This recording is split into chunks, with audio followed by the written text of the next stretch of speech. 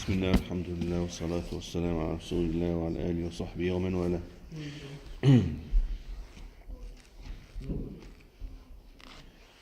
So we're still in the chapter of nikah, marriage, and yesterday we started with a hadith that talk about al-walima, the feast that is expected to be offered by the groom for his marriage, and he should invite the people, and those people who are invited, it is an obligation on them to come to the walima, and we can learn this from the wording of the hadith that ومن لم يجب الدعوة فقد عصى الله ورسوله, that whoever refuses to come, of course he has no other excuse, فقد عصى الله ورسوله, he has disobeyed Allah and his messenger. Let me read these hadith for you. The Prophet ﷺ said in one hadith, when one of you invites his brother, he must respond, attend, whether it is a wedding, feast, or something similar. And the next hadith, narrated by Abu Hurairah, Allah's Messenger ﷺ said, the worst kind of food, which is walima, is that at a wedding feast from which those who come, meaning the poor, are turned away, and to which those who refuse to come, the rich, are invited.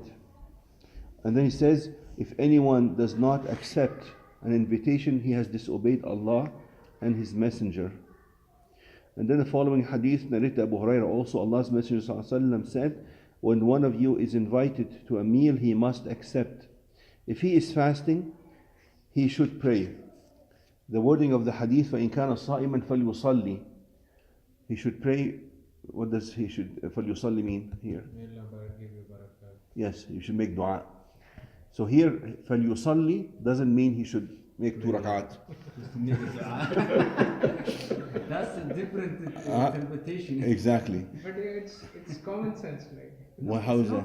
Because it will never mean that you will go for it. It will always mean that you pray for the person who is inviting. Exactly, but see, in English we say you pray for me, but in Arabic when you say salli, means we have 2 words. Ud'u li means make dua for me, but when you say falyusalli, then it always, our mind always goes to the salah. Okay, but yes, in Arabic also, but in our common Arabic today, falyusalli means you do 2 rak'at or you pray, but in the original Arabic, of course, salah has multiple meanings, and one of them is to make dua. No, exactly. So it's not to go and pray 2 rak'ah. Exactly. And also in the ayah, وَصَلِّ عَلَيْهِمْ إِنَّ صَلَاتَكَ سَكَنٌ لَهُمْ. صَلِّ عَلَيْهِمْ in that ayah means to make dua for them. Also, when somebody used to bring sadaqah to Prophet ﷺ, Prophet ﷺ used to say, Allahumma salli ala ali fulan. Okay, so he would actually say, oh Allah, have mercy on them. So salah from Allah subhanahu wa ta'ala is to bestow his mercy. Salah from you, when you see salah in a text of Quran and Sunnah, number 1, you should think about the regular salah. But if the context doesn't go with that, like you said, the common sense, it cannot mean that you go and make 2 rak'at. Then you have to think about the other salah, which is the dua. Not only that, there's a hadith that says, La salata bihadrat al-ta'am, that if there's food, you shouldn't be praying. The food is in front of you and you're praying. Shouldn't be. That's not the way to do it. You should eat, not. You shouldn't get up and do rak'at. So he says here. So if he was fasting, he should pray for them, make supplication for the host. And if he is not fasting, he should eat. In another narration, ولهم hadith Jabir, or another hadith, Prophet ﷺ said, if he wishes, he may eat, and if he wishes, he may leave. This actually applies to the one who is fasting. Because the one who is not fasting, he should do what? He should eat. But here, the option here is given to the one who is fasting, that he may actually break his fast. Of course, it's not Ramadan. It makes sense because he could not be making walima in the middle of Ramadan, right? But he can too. After Maghrib, but obviously here is referring to somebody who is doing an optional fasting. Yeah. But if it's an obligatory fasting, in other than Ramadan, such as what's an obligatory fasting? Huh? One of the Ashara, or the No, that's not obligatory. It's not obligatory. Just Ramzan. Give me an example of obligatory fasting. Other than Ramzan? Huh? Other than Ramzan? Other than Ramadan. Ashura al-Ashura? No, there's not. It's not obligatory. No, just if you make nadr, you know nadr? Another, yeah. A pledge. If you say, oh Allah, I pledge to you that I will fast this Tuesday, then you have made it an obligation on yourself. This is a kind of fasting you cannot break. You cannot break. It is a fasting out of punishment. No, that can be any time. You can make it up. No. Yeah, but if you have decided that you are doing it, No, no. It's basically the nadr. No, the nadr. If you. Another punishment when your wife won't feed you, you better. So. that is the worst scenario. At least get some reward. I is fasting without reward. I is fasting without reward. Okay. The final hadith I will mention here is a weak hadith related to walima, but we will read it. ابن مسعود رضي الله عنه قال رسول الله صلى الله عليه وسلم طعام الوليمة أول يوم حق وطعام يوم الثاني سنة وطعام يوم الثالث سمعة ومن سمع الله به. So this hadith reads, narrated by Abdullah bin Mas'ud, Allah's Messenger صلى الله عليه وسلم said, the food of walima on the first day is a duty. It's wajib, you have to do it. Walima. That of the second day is a sunnah, while that of the third day is showing off, which means somebody wants to just show that he is generous. He's showing off to the people. Whoever does something to show off, the rest of the hadith says, whoever does something to show off, Allah will expose him in the hereafter. Now, man samma Allah. See, this hadith, I just would like to mention a couple of things about it. Ibn Hajar is a scholar of hadith. He mentioned this hadith here, but he says, رجاله رجال الصحيح. He says the narrators of this hadith in the chain of narration are what do you call it?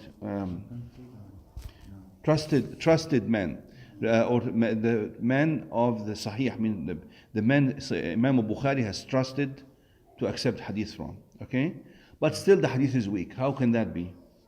Although the chain of narration, the men are trusted. How can it be? What do you think happened here? Because it's not only because of we don't just rely on the fact that the men are trusted men in narration, but there has to be no disconnection between them, right? If there's a missing link between this man and the one next to him, that they never met or they could not have met, then it becomes inqita', disconnection. So it's not enough for the chain of narration to contain trustworthy men. There has to definitely be that they've also met and learned hadith from each other. Okay, that's important.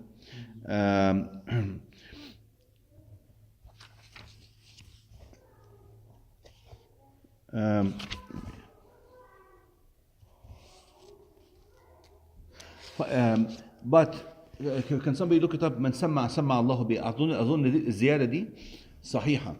I would like to look up من سمع الله به.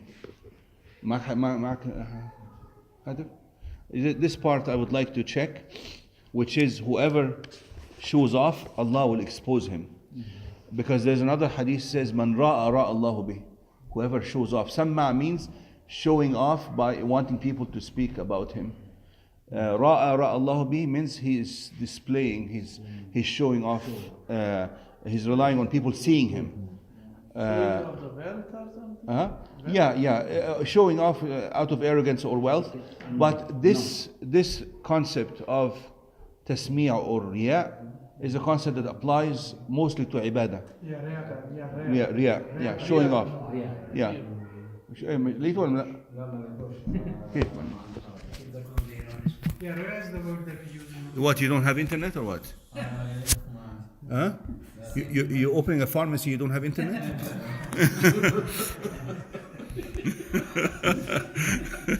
One second, let me get this one. Yeah, this part, من سمع سمع الله به. Yes. So the first part of the hadith, which is to make the walima on the first day is wajib, or the duty, second day is sunnah, and the third day is showing off.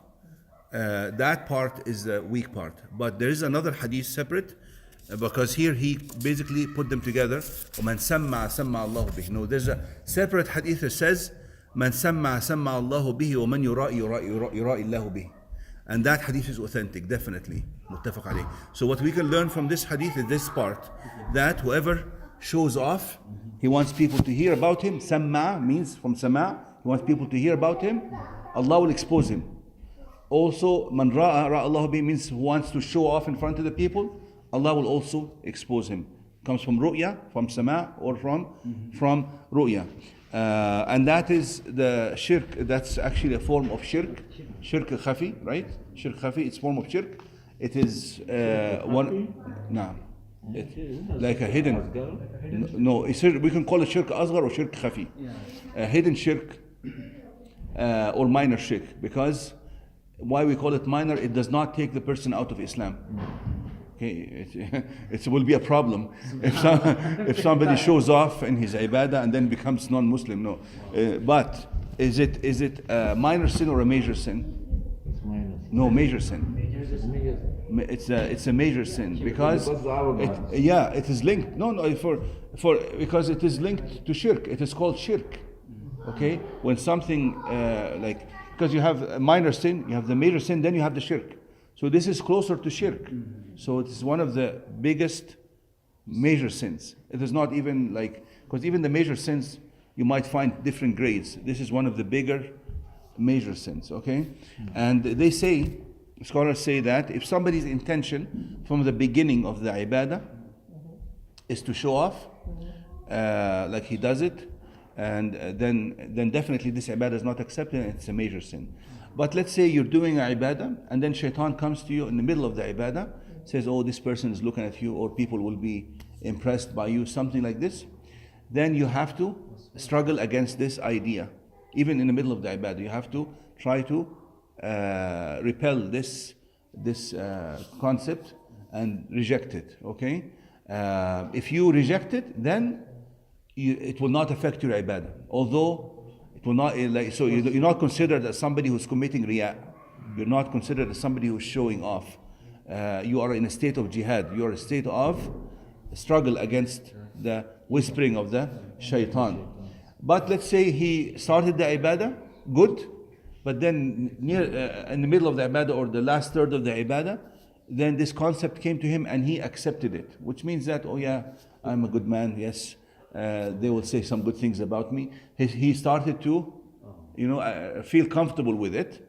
Then what happens is, basically, if this ibadah is an ibadah that cannot be divided, such as the salah. Salah, you cannot, it's dhuhr, for instance, it came to you in the last rak'ah, then the whole ibadah is also gone.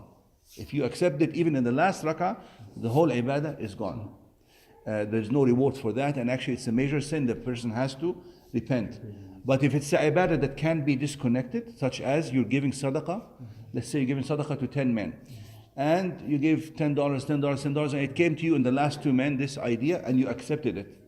Then, because this ibadah, the beginning of the ibadah is not related to the end, the first 8 men that you gave the sadaqah to, the sadaqah is accepted. Only the last 2 sadaqat that you gave, where you accepted this kind of feeling, and you felt comfortable with it, then that part is not accepted, and you have to make tawbah, and and renew the your intention. No money. Money doesn't come back. This is actually the ayat we recited in. This is not a treaty. And the ayat we recited in Maghrib. Allah says, خسر الدنيا والآخرة. He's lost dunya and akhirah. There's no, you don't get your money back, you don't get the reward. May Allah save us. Okay, we'll stop here.